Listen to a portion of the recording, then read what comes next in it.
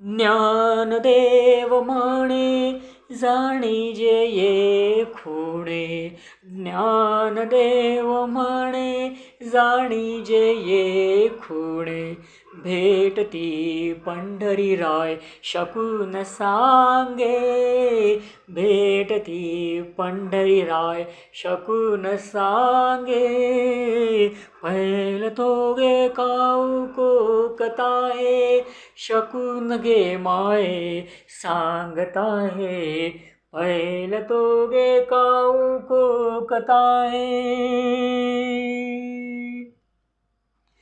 आंबया डहाळी फळे चुंबीर जाळी, आंबया डहाळी फळे चुंबीर साळी, आजीचे रे काळी शकून सांगे, आजीचे रे काळी शकून सांगे, पैल तोगे काऊ खोकताहे शकून गे माये सांगताहे, पैल तोगे काऊ खोकताहे.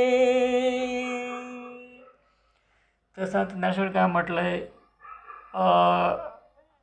म्हणजे आता हे शेवटचं जे कडवं होतं ते त्यात पंढरी भेटती पंढरीराय शकून सांगे, भेटती पंढरीराय शकून सांगे.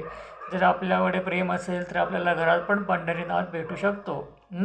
हां, तर जे नाही जाऊ शकले पालखीमध्ये, माझ्यासारखे खूप असतील, अगणित आहेत, जे पालखीमध्ये नाही जाऊ शकले तरी मला वाटतं खंत बाळगण्याची आवश्यकता नाही. आपण घरात बसून पण जर अभंग गायले, प्रेमाने अभंग गायले किंवा त्यांच्या गाथा जर वाचल्या, अगदी अख्खा गाथा वाचायचा वेळ नसेल तर कमीत कमी थोडेसे लाईन्स वाचल्या ह्या दिवसांमध्ये तरीसुद्धा फायदा होऊ शकेल. कारण माझा हा स्वतःचा अनुभव आहे की जेव्हा मी हे अभंग गातो आहे घरात बसून, खास करून जेव्हा असे रात्री, आता माझा मुलगा 2 वाजेपर्यंत काम करतो, तो 3 वाजेपर्यंत घरी येतो, त्यामुळे मला वाटतं की मुलासाठी जागावं मी, म्हणून मी जेव्हा जागतो असं 12, 1, 2, 3 वाजेपर्यंत, आणि जेव्हा हे अभंग गातो तेव्हा मला खूप समाधान मिळतं.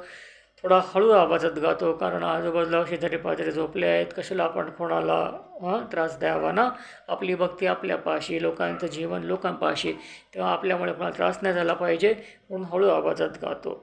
जय जय राम कृष्ण हरी, जय जय राम कृष्ण हरी, जय जय राम कृष्ण हरी.